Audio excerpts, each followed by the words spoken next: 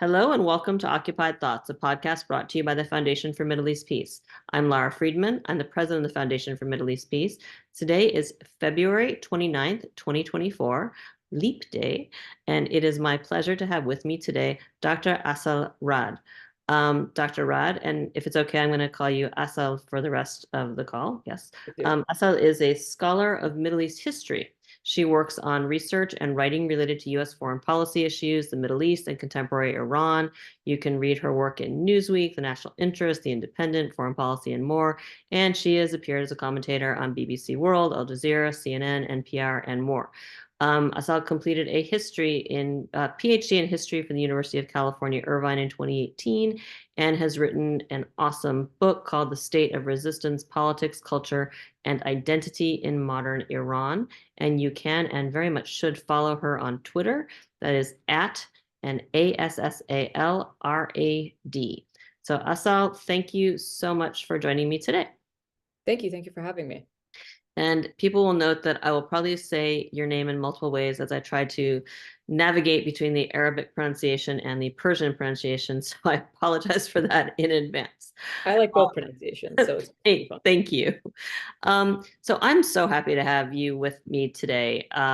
Let's just jump right in. A lot of folks who tune into the Occupy Thoughts podcast may not have known who you were before October 7th and may not know who you are, but many of them do. And if they don't, they should. And they might know who you are today because, in large part, thanks to your very regular posts on the outlet formerly known as Twitter, X, quote unquote, correcting headlines from mainstream media outlets. And when I say correcting, what you do is you post headlines or key paragraphs and you point out in a very incisive way why the headline is misleading or incomplete and effectively, offer the equivalent of a wonderful op-ed in a single image of what's wrong with media coverage. So I want you to talk about what you're trying to accomplish with those corrections, both with respect to what the media outlets are covering and not covering, and how they are covering it. And I will include in the show notes links to a couple of articles about media coverage and where there have been studies. But go ahead and explain to people what you're doing and why you're doing it. Sure. Well, there's really two reasons why I like to do the headline edits. One is to point out, and I do this repeatedly, obviously, which I'm happy to stop doing once they stop doing it.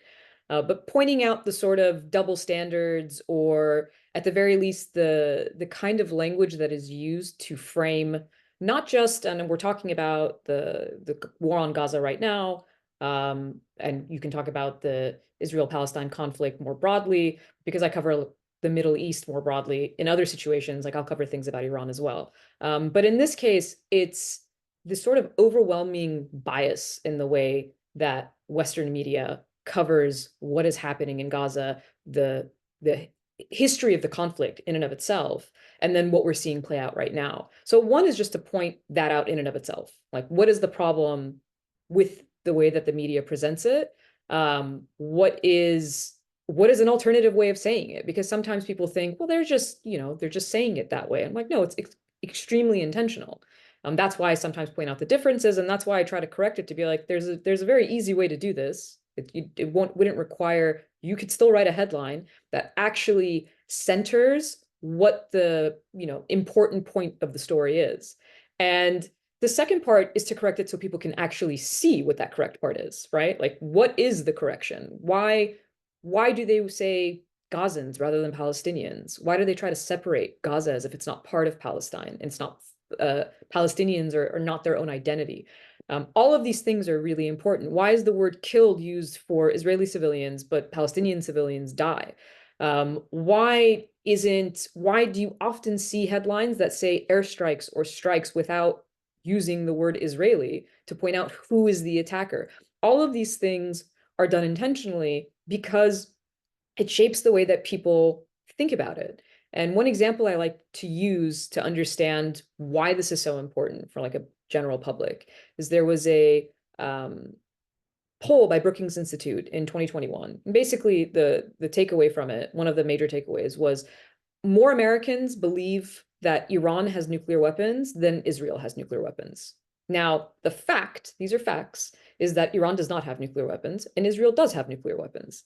So, how do you explain a public that has the facts switched? Now, we can blame the public. We can say things like, well, they're ignorant to the facts, but that's not really fair because not everybody is supposed to be an expert in everything. So why are the facts switched? They're switched because the way that people get information through their media and political discourse is being given to them in a way to intentionally create that outcome, to make one seem dangerous and one seem innocuous. And that is the kind of, and that's the reason why this framing is so important. Why is that language used? Why is it intentional? Because we want to whitewash, by we, I mean in the Western world, we want to whitewash the crimes of Israel, in part because we are participating in them, supporting them actively, and we want to dehumanize Palestinians in order to justify those crimes against them. So I'm smirking while you're talking about the Iran example, thinking back to some years ago, a distant family member who I was talking to when we were talking about the siege on Gaza, and she argued that it was necessary to prevent the Palestinians from smuggling nuclear fuel into Gaza for the nuclear program. It was just one of these weird moments of, just informational disconnect. On the same topic, can you talk a little bit about, you talked about the use of words killed versus died and lack of agency. We have, airstrikes, leave so many people dead as opposed to who's doing the airstrikes. Can you talk about what we've seen with the passive voice since October 7th? Because I feel um, almost violence has been done upon the English language in order to not attribute blame in headlines of some major outlets. Yeah, I mean the sentences sometimes when you read these headlines, you have to do a double take to understand what it's saying. And that in and of itself should tell you how ridiculous the sentence structure is. It's like it's much easier to say Israel airstrikes kill, X amount of Palestinians in Gaza. That's a very simple sentence. And somehow it's turned into things like airstrikes, Gazan say, or no, strikes.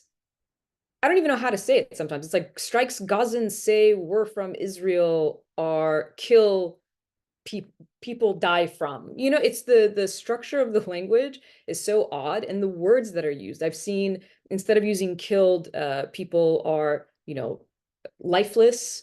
The lifeless are being taken to be buried. I've never heard anyone who's been killed in a conflict be called lifeless. That is one of the oddest ways to describe it. And this is the New York Times describing dead bodies as lifeless. So it's the constant attempt is to not put blame on Israel for what is happening. In the story of Hind Rajab, it was just Palestinian girl found dead. So you want Found to give dead. a little just context for what that story is for people who don't know? Hind Rajab is a 6-year-old Palestinian child that was trapped in a car with her family who had been killed by Israeli tanks. They were trying to get out of, they were trying to get to a safe place, though there are no safe places in Gaza, as clearly the story tells. Her cousin initially, her 15-year-old cousin calls for help. You hear in the call that you hear firing and then the call cuts. So now her 15-year-old cousin has also been killed. Then there are calls made by Hind, who's 6 years old, to also asking for help, to be rescued. There's an ambulance that is set out, or rescue workers that are sent to help her. There's no contact for days. And then we find out that the rescue workers have been killed. Hind is also killed. And this is the scene, right? This is a 6-year-old child that was trapped for we don't know how long, before she was killed. And the story, the way that it was framed, if you were to read some of these headlines, you might think she died in a car accident. You might just think a body was found. You would have no idea that this was the result of Israeli state violence against a Palestinian family in a car trying to get to a safe place. So this is continuously what happens, right? There was another headline in the New York Times that said, I think it was strikes on Rafah and then large mosque flattened. And that was it. That was the whole headline, not even a sentence. Again, part of the problem with why is Palestinian rarely used in a headline. Um, when you say Rafah, if someone doesn't know where that is, the assumption cannot be that everybody is following everything extremely closely. But if you don't know where that is, how would you know it's in Gaza? How would you know it's the last refuge for Palestinians in Gaza if you just read that sentence as a headline? And then there are people who argue things like, well, but you have to read the whole article. That's true. Sometimes the articles themselves are much better than the headlines because the headlines are not written by the journalists. The headlines are written by editors. Sometimes the articles are not very good either. But even when that's the case, a lot of people just see headlines, right? That's what they're, again, unfortunately, with the amount of information that people are bombarded with every day, the idea that they're going to sit and read a newspaper from front to back or read every story of everything that's going on in the world is putting a lot of pressure on people to be informed. So they're seeing bits and pieces of information. That's why those bits and pieces of information are the way that they are. And also to that criticism, I would say, then why are the headlines so different when it's Ukraine, when it's Russia, when it's China, when it's Iran? So it's not about this is just how we write headlines. It's this is how we write headlines when we're trying to whitewash the crimes of an allied state. And this is in the opposite way is how we write headlines when it's that of an adversarial state. Yeah, just to stick with this for a moment, I find myself thinking, I mean, I've heard from friends who are in journalism. So part of the challenge is everything they write gets challenged, right? They get challenged by groups like Camera and other Jewish American organizations, and outlets will push them on every bit of wording. Can you talk a little bit about the case of the early on in this war, the controversy over who was responsible for the bombing of a hospital in Gaza? And my sense is that that controversy had a strong chilling effect on media's willingness to attribute responsibility to Israel for anything. And this is a case that remains contested, by the way, who is responsible. Can you talk about that a little bit? This idea of contesting every detail as a chilling effect? I think that's a really good point, actually. The idea that something early on might have created that effect throughout. I mean, I would say that this has been consistently the way that Western media has depicted this conflict for decades. Like this is not new to this particular situation. But so what happens is when, first of all, a hospital is bombed in Gaza, and immediately the response from Israel is, we didn't do it. This was a misfired rocket. Now, the narrative is that, well, Israel would never attack a hospital. This is where we start in October. Israel would never attack a hospital. Israel has attacked hospitals before this. There's incidents of attacks on ambulances dating back to 2006, attacks on hospitals in 2014. This has happened before. So first, the idea that Israel would never attack a hospital is false to begin with because it's already happened. Since then, basically every hospital in Gaza has been attacked. We've even had a story of Israeli forces in disguise going into a hospital to carry out extrajudicial assassinations. So the extent to which That was in the West Bank, that one. that was, I'm sorry, you're right. That was, which is worse because that means that this is not just happening in Gaza, where the argument is that is where Hamas is the authority and therefore these attacks should be carried out. That happened in the West Bank. Thank you for correcting me. And the entire healthcare care system in Gaza has basically collapsed because every hospital, every area of healthcare has been attacked. Now, when the media starts to run with this, who comes out and immediately takes Israel's side and says, no, this wasn't Israel? The president of the United States, US officials, right? So you now have not only the state of Israel saying something, but you have the US government backing that official narrative. Now, here's the problem with parroting whatever your officials say. The role of a free media in a free country is to challenge what the state says, or else you're just a state-run media, like any other authoritarian state. The entire point is to say, well, do we know that this is true? But often what you see in these stories as well is according to official reports, according to the White House, according to the Biden administration, according to Israeli officials. And that's not the role of the journalist. The role of the journalist is to see what the truth is, not what they're saying. We know what they're saying. They're denying responsibility, they're denying accountability. Once that happens, The story immediately turns into it's whatever, President Biden said this, it must be true. The same thing happened, by the way, with when President Biden undermines the Gaza Health Ministry, the death toll numbers of the Gaza Health Ministry.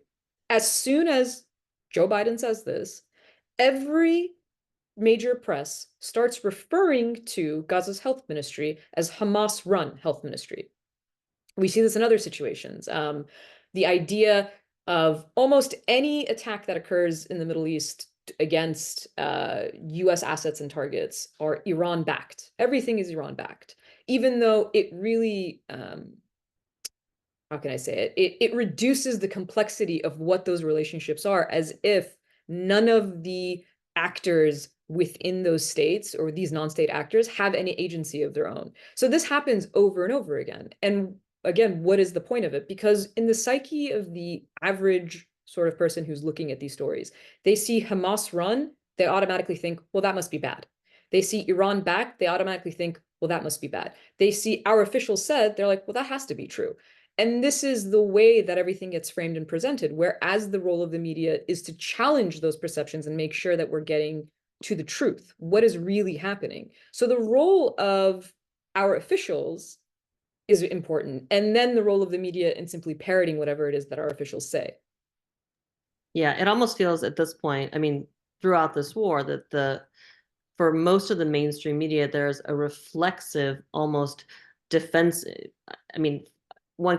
I think there are people who believe that the role that the media actually is deeply pro-Israel, and that's what this is about, and that may be true for some outlets.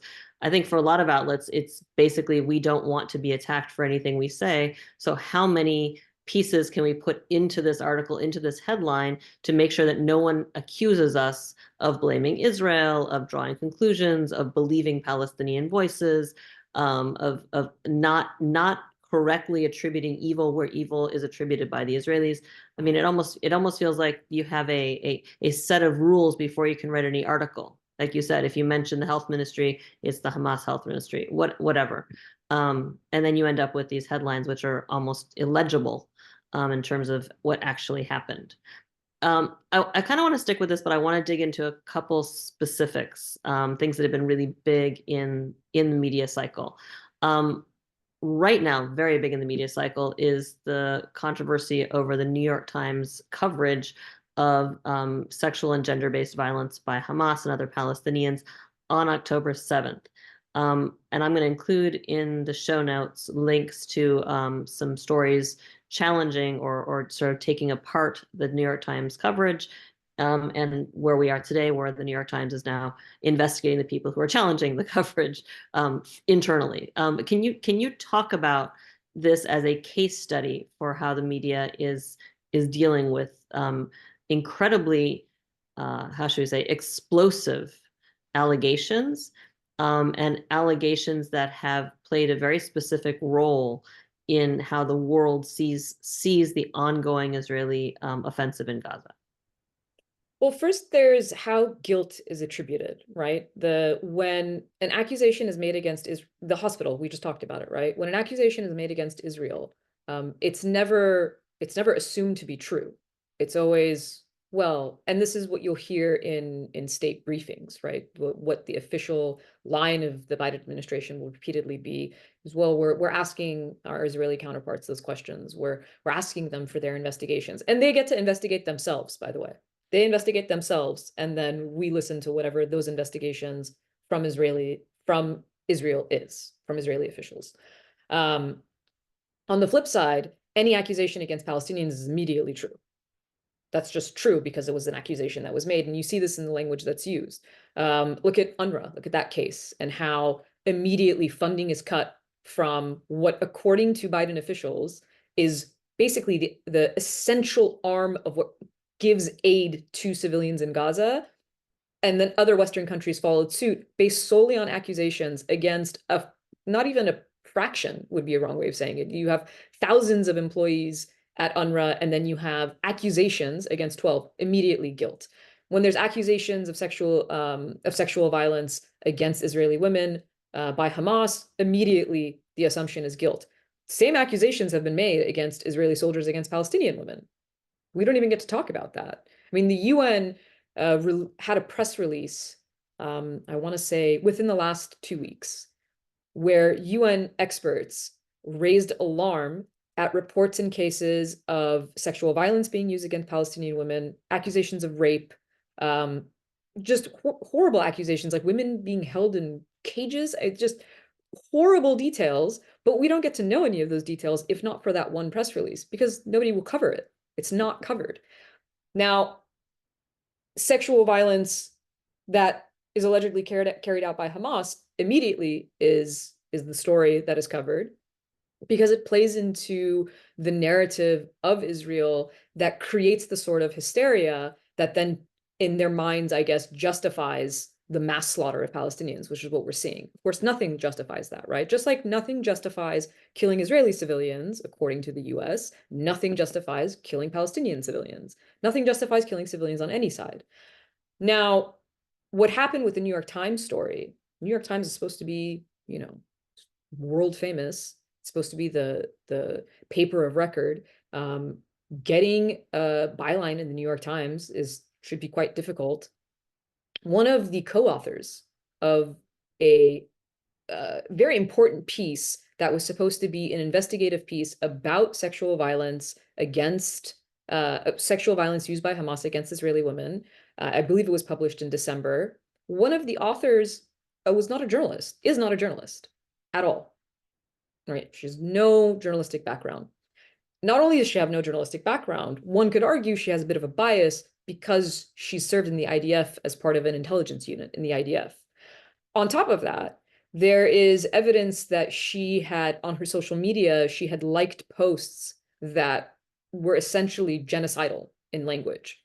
So you have someone, the New York Times has hired someone to author a piece, to co-author a piece that serves the Israeli narrative of justification for the slaughter in Gaza, who is not a journalist, has a clear bias, and has publicly liked social media posts that dehumanize Palestinians, call them animals, and call for their slaughter. Well, I And just one of her co-authors is her young nephew by marriage, who is not a political journalist. And the other co-author is a veteran journalist, but not on Israel-Palestine, who in an interview after the article pushed back when asked if he'd actually found evidence, basically suggesting it wasn't the role of a journalist to find evidence, just completing that thought. no, I remember that comment too. Yeah, the pushback on, well, we're just presenting stories, not evidence. There's no the idea that you can run a story and say our job is not to submit any evidence, and then yet when the story is about what Israel is doing to Palestinians, nothing can be said until there's an investigation. We don't know. Everything, all of the language is conditioned on a pending investigation. Yeah, I mean, I would also add for folks who haven't read the articles about the New York Times article, there's also real questions. I mean, if there were no questions about the substance of the story, then challenging the authors might seem like, some sort of, logical fallacy. But there are huge questions about the story. The family that is the hook for the opening and the title of the story and whose picture is in the beginning of the story have basically said they were manipulated and the family member of theirs wasn't raped. There are huge problems with numerous people who are cited as giving evidence, at some cases having been debunked other places or have seriously challenged their own credibility with things they've said other places. I guess on one piece, and we talked about this, or we touched upon this in the first couple of questions. You mentioned so you've got all of this focus on the Israeli allegations. You've got this huge piece in the New York Times, which has never been corrected or in any way recognized by the New York Times as having any problems, although I guess now they're doing some investigations into this one author of it, this one non-journalist. But the fact is, as of yesterday, the New York Times has not run a single story about the UN report about allegations, which they call credible, of sexual violence against Palestinians in IDF custody. And I'm wondering if you could talk about what this says a little bit about who is permitted by mainstream media to narrate what is seen as truth, who is permitted as a victim to be believed and who is not believed. And in this case, we kept hearing from folks around the Israeli allegations, believe women. You don't ask for evidence, believe women. But we have Palestinian women here, and I don't even see them being heard, let alone believed. Absolutely. No, I mean, the what you take from the situation is that Palestinians, it's not even that Palestinians, to your point, are to be believed or not believed. They don't even exist. I mean, that is actually part of Israel's narrative, is that there is no, there was no Palestine, there are no Palestinians, these people do not Except as exist. perpetrators. Except when something happens, then all of a sudden they exist only as terrorists, only as aggressors, but they can never be victims. They literally can never be a victim of anything. And if they are blamed for their own victimhood. So as an example, just today in a State Department briefing, State spokesperson Matthew Miller was asked basically about, the context. What about, this war has been ongoing. It started before October 7th. You had all of these like decades of issues and injustices that Palestinians have faced. And his response was that nothing that happened before October 7th can justify October 7th, but that Hamas's actions on October 7th justifies everything that happened thereafter. I'm paraphrasing, but that's essentially what he says. It's like he doesn't say that it justifies what happened thereafter. He says everything that is happening is because of what Hamas did on October 7th. So nothing before October 7th can justify what happened on October 7th, but everything thereafter is justified because of it. It basically says Palestinians can't be victims, and when they are, they're victims of themselves. Israel can never be an aggressor, can never be a perpetrator of a crime. I mean, it is mind-blowing the amount of you're seeing videos, Israeli soldiers posting on social media their own crimes. That's the extent to which impunity has gone, is that they know that they can just post, look, here I am looting. I'm taking things, I'm taking belongings. This is the most basic kind of war crime, right? You cannot loot from the population that you're supposedly not actually attacking. You're attacking Hamas. You're not attacking the civilian population of Palestinians, but you're going into their homes and you're taking their belongings. You're, stripping people naked, blindfolding them, tying their hands, and taking pictures of this and sharing it on social media. I mean, you have to understand, in order for that to be not a justifiable, but something that they feel that they can do, means that there's absolutely no system of accountability. And that happens because there is none, because they're never the ones in the wrong. And it is always the Palestinians that are the perpetrators of any kind of crime, if and so they exist. And you see that in this case of sexual violence as well. Again, one side, again, Matthew Miller in another state briefing, when he's talking about alleged sexual violence by Hamas, it's, we'll just look at the things that they've done. Of course, this is true, because you could just look at what they're doing. In the case of Israeli sexual violence against Palestinians, that's an investigation. We'll see how that pans out. We'll see what happens. So Palestinians are not allowed to be victims, right? They're always the bad guy, and Israelis are never painted as aggressors, despite the fact that, again, these are just plain facts, despite the fact that one is a nuclear armed state with an advanced military, the most powerful country in the world backing it, providing it with billions of dollars in military aid every year, and the other is a population that doesn't have a state. They do not even have a state. They have no Yeah, military. that power disparity does not show up at all. If you're reading media daily, you would understand Israel to be the plucky underdog. I think easily one might believe Israel to be the plucky underdog fighting the Goliath of Hamas terror. Even though that would be easy to debunk if you just listen to what they're saying themselves. At the very beginning of this conflict, Israeli officials were saying we're going to, and which they did, cut off their food, water, and electricity. They have the power to do so, right? They have the power to do that because they already controlled the civilian infrastructure and and the major goods that could go in and out of Gaza. Gaza has been under blockade for well over a decade. So there's no ability for Palestinians to do that. And yet it's talked about as if we're dealing with two sides in a conflict rather than one side, which is an occupying oppressive power, and people who do not have equal rights, do not have any rights, and are occupied. Yeah, I'm going to circle back to some of that in a second. I want to talk briefly about what you're seeing of coverage of another very recent story, which is the uh, earlier this week when an active duty U.S. Air Force member named Aaron Bushnell engaged in what he described as, quote, an extreme act of protest, setting himself on fire in front of the embassy here in Washington, D.C. I want you to talk about how you're seeing the coverage of this and how the narrative around this act is being contested via headlines in mainstream media and on social media. So that's a tragic case in the fact that Aaron Bushnell felt that this was this extreme, the most extreme form of protest, self-immolation, was the step that he should take in order to bring attention to what is happening in Gaza. And this is a active duty US service member who took his died in an act of protest. And I still haven't heard anything from the president of the United States. I still haven't heard him say Aaron's name, despite him being an active member of the US Air Force. The initial immediate response and the continued immediate response was to do exactly so. Let me go back. Aaron Bushnell, who is an advocate of Palestinian rights, is treated just like Palestinians.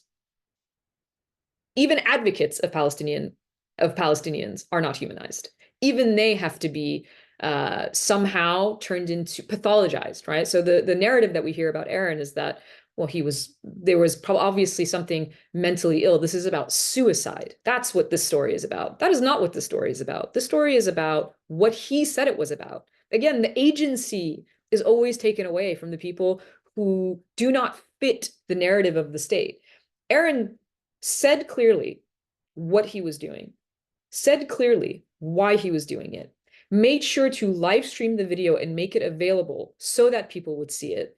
And he even put in his will that he wanted his money, whatever money he had, to go to help Palestinians. This is a clear, planned, executed process where the person who was doing it very calmly explained why he was doing it. And yet, none of the headlines in major Western papers actually stated the reason for why he did it. It was just a man, or maybe it said active duty US air member, set himself on fire in front of Israeli embassy. And that's it. And again, if you didn't know, if you weren't paying attention, if this is not the conflict you're following every day, you wouldn't necessarily know why. They also didn't use words like protest, Gaza, genocide, all of the words that he used. And the central part of what he did is not only about, because he didn't do this act of protest just to bring attention to what Israel is doing in Gaza. He did it because of US complicity in what Israel is doing, right? His actual words were, I will no longer be complicit in genocide. And as someone in his military uniform, as a active duty US service member, to take this extreme form of protest and state clearly that it's his own country's complicity that he's protesting, for that to be lost within the messaging is such a dishonor to his memory and what he did, but also just plays perfectly into exactly how we've seen these narratives throughout these months and years before. Again, when Palestinians are not humanized, when Palestinians have no agency, neither do their advocates. And Aaron is that's a power. You said that's very powerful. This idea, trying to sort of summarize how he has been treated, it's very much as if he were Palestinian. I think that's a really brilliant insight. I don't know if you want to comment on the fact that this isn't the first person who's committed an act of self-immolation since the start of this war. Most people don't know about the other one. Do you want to muse on Yeah, that for a I mean minute? that's such an important point because how is it that most people don't know? Most people I still don't know this individual's name. How is that possible? Because there was no coverage of it. And the only reason we know Aaron's name, the only reason we know his story is because he made sure that we would. But it is not the job, right? Someone else who I believe it was in December in Atlanta, who self-immolated in front of the Israeli consulate. It is not their job to cover that story. That's the job of the journalist. But it's almost as if they don't want to share the story because anything that brings attention negatively to Israel will continue to create pressure, domestic pressure in the US on the Biden administration to act, right? We're already seeing that if you look at the uncommitted campaign in Michigan, right? We're already seeing political pressure on the Biden administration. You have in January polls that show President Biden's approval rating is the lowest of any president in 15 years. This goes back to the second term of George W. Bush in the wake of the Iraq War disaster. You have, you know, polling in the US that shows bipartisan support for a ceasefire overwhelmingly amongst his own party, Democrats. And yet, this administration continues to, in their own words, unconditionally support Israel. 2 times have bypassed Congress to send Israel arms during as they are being used for war crimes, has vetoed 3 times UN resolutions for ceasefires, and continues to give Israel basically a blank check to do anything that it wants. And so if the media were to constantly bring attention to what Israel is doing, it would also have to bring attention to US complicity in that. Not only does that have legal implications, let's keep that in mind, right? There's also legal implications to what's going on. Because remember, Israel is currently on trial for genocide in the world's highest court. The ICJ found that Israel's actions are plausibly genocidal and therefore did not dismiss the case as Israel wanted and saw that South Africa's case against Israel for genocide is plausible. So there's legal implications and there's political implications within the country itself during an election year. So this constant sort of avoiding or whitewashing of the crimes that Israel are committing is directly aiding our complicity in those crimes. Yeah, no, I think that's a great insight. I will also add, I go through congressional stuff every day. That's my little obsession. And as of I think yesterday, we had Senator Cotton, I want to say, is sent a letter to the Secretary of Defense asking basically how Aaron Bushnell was allowed to serve given his quote unquote anti-American extreme views. And I'm certainly seeing more of this on social media. This after death effort to delegitimize and dehumanize him in much the same way we see with Palestinians who speak up. I Oh, want so, to actually, sorry, sorry, go because ahead. you said it, I wanted to mention that one of the Washington Post came out with a story where the headline was basically it was about Aaron Bushnell. I can't remember if they named him, but it talked about his growing up in a religious compound and an anarchist past. This is how the story is framed. Now, if you were to actually read the article, for some reason they talk a lot about this religious group that he was a part of when he was younger. I don't know what relevance that has, right? It has no relevance. And yet that's the focus is not even on Aaron himself, but that religious group.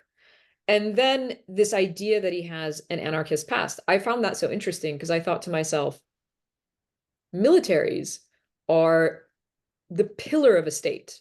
They're the most important sort of state institution that supports its existence. And this was someone who was a member of the military, and now he's being painted as an anti-American anarchist. And our and military and is and voluntary. self-immolation is being treated as an act of terrorism almost. I mean, that let's be very clear. That's essentially what's being suggested by the letter from the senator. And when you start bringing up anarchy and anarchist, that's sort of what you're suggesting. His act, whatever his act was, is akin to a form of domestic terrorism. Whereas he hurt no one but himself. Yes. No Um, one was hurt but himself.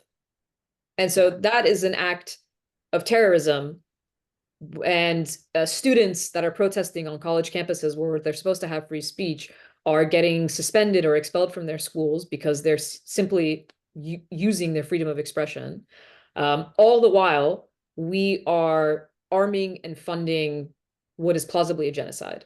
I mean, the amount where, legality and language and all these things are used backwards in this situation, if it wasn't, I mean, it's frightening because it's so extreme.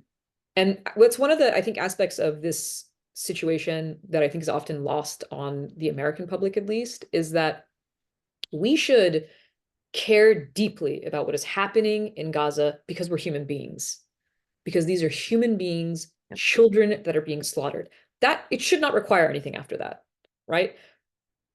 more than 10,000 children, 13, 14,000 children having been killed in 4.5 months, that should move you to say something is wrong. We should stop this.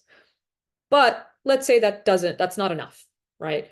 Okay, well, we're actually responsible for it because it's our money that's funding it. It's our weapons that are doing it. So that's one level of actual responsibility that we have. On top of all of that, the way that this conflict is being treated in the US should frighten Americans because what is happening to free speech? What is happening to truth? The way that the media is talking about it, the way that politicians are talking about it, and the fact that if you question or challenge that, suddenly you become a villain, you become a terrorist sympathizer, you become anti-Semitic, you become mentally ill. Anything that says that's the level to which Palestinians have been dehumanized. Just think about that. How deeply is one group of people dehumanized that even the attempt to humanize them is called terrorism or mental illness? Because you cannot be a normal, healthy, not in distress human being and just think, I'm seeing something and it's wrong. If you think that, obviously you're in a state of distress. Something is going on with you, not the situation. So it's to evade blame in a way that I have to say I've never seen, at least. I've never seen this in my lifetime in any conflict. Yeah, no, I mean it actually it feels like an expansion of what we've seen for years from Israel. I mean, I testified at the UN Security Council in 2017, 2016 about settlements, along with a colleague from an Israeli NGO and a European expert. And the Israeli ambassador to the UN said we'd committed an act of diplomatic terror by testifying about settlements. It does feel like we're sort of importing that approach. I don't know if you want to talk a little bit about Michigan and, you're talking what you said about, you don't have to be, you just being human should make you care about this. Looking at the returns from the primary in Michigan, I would argue that that is actually what's happening. 100,000 people voting uncommitted. I think there's a media spin right now that is seeking to make this, to pit Palestinian Muslim Americans against regular old Americans, and the Palestinian Muslim Americans, because they're pro-Hamas or whatever, are trying to undermine the Democratic president, while good old Americans don't feel that way. But the returns from Michigan suggest that this is not just Palestinian Americans, it's not just Muslim Americans, it is a wide range of Americans. And we're seeing this sort of start to spill over. I saw something today about in Washington State, a major union has endorsed uncommitted, not specifically over Gaza, but because this is part of a menu of things that there's great frustration with Biden about. Can you talk about it? You've got this grassroots outrage at the Biden administration, which the Biden administration and its allies, or I should say its advocates, the only thing they seem to know how to use in responding is contempt. And for anyone who was watching CNN and watching returns of the Michigan primaries on CNN, you had Nina Turner on there as a color commentator. And you basically had the entire panel attacking, interrupting, and talking over a woman of color with great political expertise because she dared to talk about what was happening in Gaza. And after that show aired, we had Representative Moskowitz of Florida basically tweeting, quote, Nina Turner is an open anti-Semite. She should be nowhere on TV spreading her hateful rhetoric. Whereas the rhetoric she actually used was not at all hateful. It was raising these issues. Do you want to just talk a little bit more about how the Biden administration or how the sort of mainstream Democratic leadership, and this comes out in the media, how it is contending with what is actually the complexity of a grassroots, which is not simply Palestinians and not simply Arab Americans or Muslim Americans, that it's more complex than that, and how they're reducing that complexity once again. Absolutely. This speaks to what I was saying earlier about we should be frightened. We should be frightened about what's happening because what the uncommitted campaign in Michigan showed was a group of people using their most fundamental right in a democracy.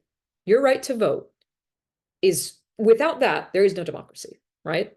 That's the most fundamental right in any kind of democratic country. And we champion the idea that in the Western world that we live in these liberal democracies. If you are telling people how they have to vote, how is that a democracy? If you are vilifying people for using the very right that they have within a democracy to push their elected officials to take up policy positions that they want, I think that's called the will of the people. And yet that is being used as a way to tarnish. And to your point, it's not being used against everyone. It's selecting a particular group, right? So now you're taking a group of people, part of a specific religious or ethnic group, and you're saying, well, it's your fault that this is happening. So if Joe Biden loses the election in November and we get another Donald Trump, that's the fault of Arabs and Muslims. They're the ones who did it. What does that sound like to anyone? So you have a group of people who are saying the problem with Donald Trump is right-wing fascism. And yet they're using the toolkit of fascists to say, hey, you have to vote this way. And if you don't, we're going to scapegoat an ethnic group to do so. It sounds an awful lot like someone who would implement something like the Muslim ban, doesn't it? So it's odd to me that this is the language that's being used. And in part, it is happening because of the Biden administration's refusal to take a different policy approach, to continue to unconditionally support Israel no matter what it does. And that even means genocide. So the idea that that campaign, first of all, one thing that I thought was so odd in the reaction to the campaign, right? There was a lot of people on the, obviously on the pro-Biden side who tried to undermine the entire thing and say 100,000 uncommitted votes doesn't matter. You know, it's not going to make any difference. It's not going to make a dent in the election. It's a failure, essentially, is how they tried to paint it. Um, Biden won the state by 150,000 votes last time. Hillary Clinton lost the state in 2016 by 10, 11,000 votes. 100,000 votes is significant. Not to mention the fact that Michigan is a swing state. It was never guaranteed to Joe Biden. That's not how swing states work. A swing state is called a swing state. Why we pay so much attention to them is because they could always go either way. And so you know that this causes a risk to his ability to be reelected. And rather than having, say, the Democratic Party rethink either A, who the candidate should be, or B, what the strategy of this candidate should be, the voters are blamed for using their most foundational right in a democracy. Backward. Or see whether or not this president, if he wants to be supported, needs to maybe have a course correction on policy if he cares about the will of his people, which I mean that's C. Yeah. I mean, I think you pointed out something that's really important to emphasize is it's not just Arab Americans or Muslim Americans. First of all, one of the significant groups that uh, that is against Biden's current policy on Gaza are Jewish Americans. And that's so odd to me that that somehow gets erased from the discourse as if that doesn't exist.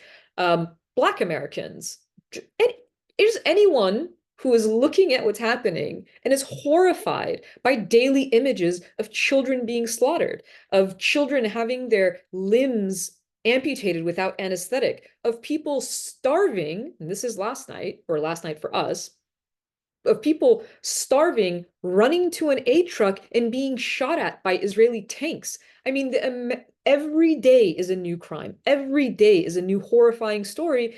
And for whatever reason, people who have a natural sympathy towards other human beings suffering are being painted as anti-American, anti-democratic, or terrorist sympathizers.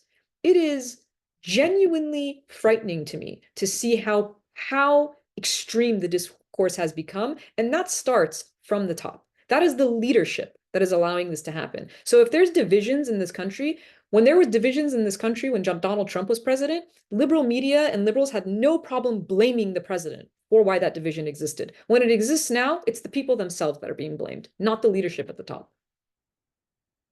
Yeah, it's a very, very powerful point. All right, so now I want to ask you about some things that have driven me nuts since October 7th. And some of this you actually touched on, but this is what I call the chasm of coverage that exists between social media, and that's especially TikTok and Instagram, which of course is where the kids today are getting their news, which means the kids are much better informed than everybody else right now. And also X, Twitter, which is where people like you and I probably get a lot of our news, and then the mainstream media.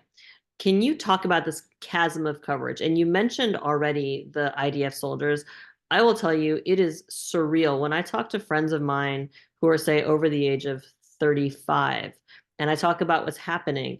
And I say, well, these IDF soldiers are live streaming and posting videos of them committing war crimes and, sexually humiliating women by going through Palestinian women's underwear drawers and holding up their lingerie. It's like they're slut shaming, married women. It's absolutely surreal. They're live streaming gleefully, joyfully, wanton destruction and looting, of making pretty clear that looting shouldn't be an issue because we're destroying all of this anyway. So either I take it or it gets destroyed. What's the problem? But it feels like I'm living on a different planet than people I know who are, and many of them quite sympathetic to Palestinian suffering, and all of whom consider themselves to be very well informed. And that feels to me like that is again, this chasm that has opened up since October 7th between people who are getting their news um, through the filter of mainstream media and those who are basically watching the videos and the reporting coming directly from the ground, largely on social media. So can you talk about that chasm and what its implications are for how Americans understand reality and how policy works? Yeah, absolutely. And I think this goes back to the sort of earlier point that I was making, what we were talking about in terms of the sort of like media diet that people have informs the way that they think. It shapes the way that they think, as anything else would, right? The information you get is how you can draw conclusions. And so unless you're an expert in the field, a scholar, someone who's like a journalist who covers it, unless you're doing this as your daily job, where are you getting the information? You're either getting the information through the news, through news on television, or through social media. Those are the main avenues in which people are getting information. And there's a generational gap with these things, right? So sometimes when I do these headlines, people will comment and say, well, nobody really reads the New York Times anymore, or nobody watches CNN, or nobody watches. And I'm like, well, that's actually not true. I understand what they mean. There are certain groups that really don't. And those are younger generations. They don't really read the New York Times. They don't watch CNN. That's true. But there are still millions of people who do, and they're older. They tend to be in older generations. And that's where you see this gap in information. Why aren't they seeing the videos that we're seeing on social media? Because mainstream media is not showing any of it. And imagine, this is a thought experiment. Imagine for a minute if there were videos on TikTok and Instagram, just video after video of Russian soldiers um, taking women's lingerie, Ukrainian women's lingerie, parading it around, putting it on their military vehicles, driving it around, playing with the toys of children that have been killed, posting these images online. Would that be covered? Would CNN show it? Of course it would, because we've anything that Russian soldiers have done, you see it in mainstream media. So first, there's that part of it. The gap is because, again, everything that we've been talking about. That's why the gap exists. But it also creates this very odd sort of bubble where, to your point, there are people who have been seeing these images and they cannot understand why other people don't agree or don't see what they're talking about because they don't understand that those people are actually not seeing these images at all. If you are on social media, if you're on TikTok, if you're on Instagram, if you're on Twitter, you're seeing these images every day, right? They are there. But if you're And just to be clear, we're not talking about like two different streams of analysis. We're talking about information, right? So it's a question, information, do these videos exist or don't they? And if you ask millions of people who only watch mainstream media or read mainstream press, they will say, you must be lying. It's not possible that in the early days of this war, there was actually a craze in Israel of people putting on makeup and rags and putting on brown face and pretending to be Palestinians and making fun of them for being poor and starving. That could never have happened. It must be anti-Semitic to suggest that there are hundreds of those videos out there made by Israelis and posted by Israelis because it doesn't get covered anywhere. So this is actually a fact gap. yeah, well, because it doesn't require analysis. How can you analyze in a different way uh Israeli soldiers smoking a hookah and excuse me, and laughing while people are tied up and blindfolded in the room? What are you going to analyze? There's nothing to be analyzed. So it's just information. And those videos are completely missing from the mainstream media. Sorry. So I'll let you take a drink. Um, don't know if anything else you want to add on that, and then we'll move to the last giant question that I want to ask you. It does. I will say I've had absolutely the most bizarre conversations with friends and colleagues where I've had to actually stop in the middle of dinner and produce evidence. Because when I say this is happening, there's video, and they say, Lara, you must be mistaken. That isn't happening. That can't be happening. And I'm literally forced to produce evidence in the form of the actual video. And then one dear friend of mine looking at videos that were circulating on an Israeli Telegram channel with Israeli soldiers not wearing, anything over their face, speaking Hebrew to the camera. She says, "Well, how do you know this isn't fake?" I'm like, because he's identifying himself. His troop numbers. I mean, they're not. There's no evidence. There's no effort here to hide what's happening. There seems to Yeah. be an effort to deny it, that it's actually happening, that these exist, but there's no effort by the people doing them to deny it, which speaks to what you said, which is the impunity. There's no worry that there's any cost to doing so. Well, there's no effort to hide it in Israel, right? That's the thing to keep in mind. I mean, it's the maybe, and it's not that there's an effort to hide it outside, but there's no effort, I think, even to deny it in Israel. Because if you look at Telegram, these Telegram groups that exist, the social media posts, I mean, this is and it speaks to another sort of concern that I think people should have is what is happening within Israeli society, in the sense that, as I mean, this is again, the fact that this is the most right-wing government that Israel has ever had is a fact, right? That's just true. Um, Not everyone, Israel is not a monolith, just like any other country in the world. And so neither is the Israeli population. There are people in Israel who are frightened about what's happening because it is moving towards more and more extreme points of view. And that is a consequence of impunity. When there is no, why do we believe in systems of checks and balances? Why do we think that's important fundamentally to a democratic system? Because if something goes unchecked, it's usually a bad idea. And when there's no accountability, and there is none, you see this shift further and further and further to the right. And it's affecting Israeli society in the same way that you see these sort of right-wing movements in Europe, even in the US, because when there's nothing to balance it out, when there's nothing to stop it, when there's no accountability, it just continues moving to more extremes. But the idea that any of this could be denied is sort of ridiculous on its face. I mean, they're posting it themselves. This is not something, this is like a soldier's actual account, posting it, as you said, gleefully, proudly. This isn't something like a leaked video that got out. And that's why there's such a prevalence of them. There's so many of these videos. It's not a one-off that you're seeing. It's continuous and it's every day. So if people are denying it, it can only be because they're not seeing it. But it certainly exists, and there's no way of denying it once it happens. But another phenomenon that does sort of exist in this situation is disinformation, right? And for instance, there was a image of supposedly Aaron Bushnell's Reddit where he makes an anti-Semitic comment, except that it's not real and it's not Aaron Bushnell and it is completely faked and it's been proven to be fake. And yet the people who posted it won't take it down. They won't take down their posts, right? And these are personalities on social media, like influencers on social media that have tried to take a pro-Israel point of view, like a point of view that basically justifies Israel actions is the best way for me to say it. But they won't take it down. Even there's a community note on it that says this is not real. Because why don't they take it down? What's the logic? Because they know how propaganda works. It doesn't matter.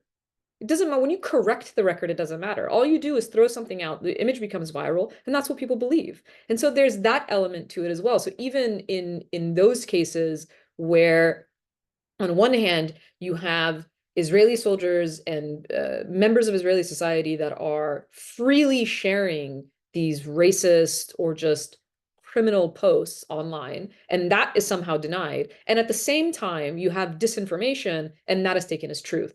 So it's a very, all of it is designed to just maintain whatever narrative you want, right? If you don't want to look at the reality on the ground, then you look at the disinformation, that becomes fact. You look at the actual information that apparently you don't even see. And that's why the role of the media is so important. And this cannot be overemphasized. The role of the media is crucial to trying to wade through, right? How are you as the individual supposed to do all of this? You're not. That's the job of the journalist. But then you have journalists saying things like, evidence is not my job. Then what is? Yeah, I mean, I find myself thinking about the different analysis a lot of us have had since very, very early on in this war. And again, this disconnect that has existed between those of us who are paying close attention to every word spoken by Israeli officials, Israeli military officials. You know, the videos are out there. If you want to see the video of, you know, the IDF officials saying we'll no water, no food, no electricity. If you want to see the video of the president saying there are no innocent civilians. I mean, all the stuff that came before the ICJ, and when it was presented before the National Court of Justice, I think for a lot of Americans, that was the first time they'd even heard these allegations. For those of us who are watching them in real time and watching them in concert with seeing the videos on the ground, both from inside Israel of the total dehumanization of all Palestinians, and on the ground of the soldiers making clear that they did not view Palestinians as human, that you know, you've got soldiers posting videos saying our job here is to destroy, displace, and settle. I mean, that's been from very early on. But that gulf of information, I think, led some of us from very early on to say, this is incipient genocide. This is incipient ethnic cleansing. Everybody needs to pay attention. That is the intent here. And then the folks who are either ignoring those things or don't want to see it or just are unaware, who are saying, no, no, no, no, no, don't exaggerate. That's not what's happening. Here's a press release from Bibi. This is what's happening. You know, arguably, those of us who were focused on the reality actually gave a much more accurate analysis of where things were and where they were going. If you think about what that means in terms of human lives lost, not paying attention to what's actually happening because the media has facilitated us not knowing, bears some responsibility, I should say, for where things are today. Have I overstated that? No, no. I mean, I look when we look back to the invasion of Iraq in 2003, there's a very strong argument now that the media bears responsibility for it because we know that we invaded Iraq, the United States invaded Iraq under a false pretense. It was a completely fabricated lie, essentially, and the media didn't challenge or question it. They just parroted whatever, again, the state was saying. And we're seeing that happen now. If people had heeded very, very early on in October, this is what people were saying, right? Anybody, as you said, who was following closely, and if they tried to use the word genocide, it was called inflammatory language. It was immediately you called anti-Semitic if you were to use that kind of strong language. And yet the idea was, well, we're just listening to what Israeli officials are saying. We're And believing then, them. Believe exactly. people when they tell you what their intent is. And if they're people who not only have intent, but have the power to carry out that intent and are pursuing policies that appear to align with that intent, for the love of God, believe them. I mean, how it's don't believe anything. It's one of, like I said, this sort of episode in human history is going to be something, and I say this as a historian, I think when we look back, people, just like we do in every other human atrocity, it's like, how did they let that happen? It's like, well, people tried to stop it, but there was constant denying from people who actually have the power to stop it. There's even denial of the fact that they have that power. That's the level to which they deny things. The Biden administration acts like, and again, stated by officials of the Biden admin, Israel is a sovereign state. Essentially, it chooses what it wants to do. And then they will say the US treats every country that way. We can't tell any country what to do. While as simultaneously, we're bombing countries, telling them what to do, but telling the press and telling our own people, we can't tell anybody what to do. Well, of course you can. That's what international law is supposed to be. And look, we That's put what all law sorts of is. conditionality on aid and military aid to every country in the world except for Israel. That's very clear. All right. Before I let you go, I want to ask you one more question, which is not so much about the media, but about your analysis. which is excellent. So you wrote an article last week. You published an article entitled "International Institutions Keep Trying to Save Gaza. The U.S. Won't Let Them." That was preceded a couple months ago by an article, which is also excellent, entitled "Biden's Approach to Gaza Has Irrevocably Tarnished U.S. Credibility." And I'll have links to both of those in the show notes. I want to ask you for your thoughts on where is there an off ramp for Biden's policy?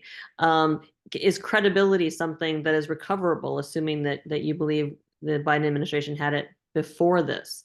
Is there political will for a course correction? I've heard, from the uncommitted movement, some in the uncommitted movement are just simply Biden has to go, and some in the uncommitted movement are about trying to use this power to get him to change policy. What do you see as the prospects for any of that going forward in the next few months?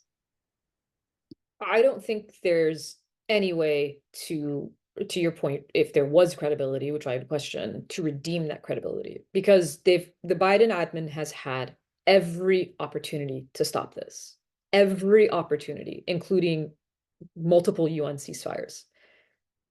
They have refused to. They have refused to stop it. That being said, every single day is another day that Palestinians are facing atrocities. So every day is important for this to stop, right? It's lives saved. And so I think that pressure should still be on them. It's not a foregone conclusion. Well, they're just going to do whatever they want. So I guess we have to let it go. It's no, you keep putting pressure on them because this has to stop. This has to end. It should have ended months ago. But that still, in my view, won't be redeeming credibility. You can't. You've already gutted these institutions. You've already made them meaningless. And it's not just because of the reaction to Israel's war on Gaza. It's when you juxtapose that reaction with Russia's invasion of Ukraine, right? There's a very clear distinction in the way that the Biden admin has approached one and the way that it has approached another. And we can talk about European countries and all of that. By and large, they would fall into line with whatever the US did. If the US decided tomorrow that we're going to stop arms transfers to Israel, we're not going to veto UN resolutions. They're the only ones that are vetoing them, right? So if they stopped doing these things, everyone else would fall into line as well. But I think to an extent, what has already happened has brought us to an inflection point where we have to think about how these world systems, how these international institutions actually serve a purpose. Maybe they served a purpose when they were initially founded nearly a century ago, but they no longer do. And we know that as a fact because they can't stop this from happening. And so we need to, as an international community, rethink those institutions. I think there's no way of sort of going back, right? This is a watershed moment in that sense. But in terms of the domestic politics and whether or not Biden can redeem himself, again, I think to an extent that that's a foregone conclusion. I don't, it's not a matter of thanking him now if you finally stop this from happening. You've already cost thousands upon thousands of lives to be lost for no reason besides your whatever political ideology you have that supersedes the lives of innocent people and children that have been lost. I don't think there's anything to be redeemed in that. Yeah, I tend to agree with you, and I certainly haven't seen anything that suggests any sort of change in heart, change of heart. The video that's circulating today of Jonathan Greenblatt from the ADL just heaping contempt on people for possibly voting against Biden. It's something to be seen, something to behold. All right. On that not at all happy note, we're going to stop here. So this has been terrific. I hope I can have you back in the future to talk about these and other things. So thank you for joining me today. For our audience, thanks for listening and watching. And don't forget to follow Asal on Twitter/X at @Asal Rad, ASSALRAD. And finally, as always, I want to remind you to subscribe to the Occupied Thoughts podcast. You can do that on iTunes, SoundCloud, or Spotify. That way you don't miss any of our great content. And you can find this podcast, and the video and the show notes on our website at www.fmep.org. So thank you, Asal. Thank you. Thank And you. I'd be happy to be back anytime. wonderful. And people really do need to follow you because every one of your tweets is basically a short essay in what they should be learning about what's going on. And that's wonderful because we all need to learn and don't have time always to click through. So there you go. And with that, I'm going to end it here. I'm Laura Friedman, president of the Foundation for Middle East Peace, signing off until the next episode of Occupied Thoughts.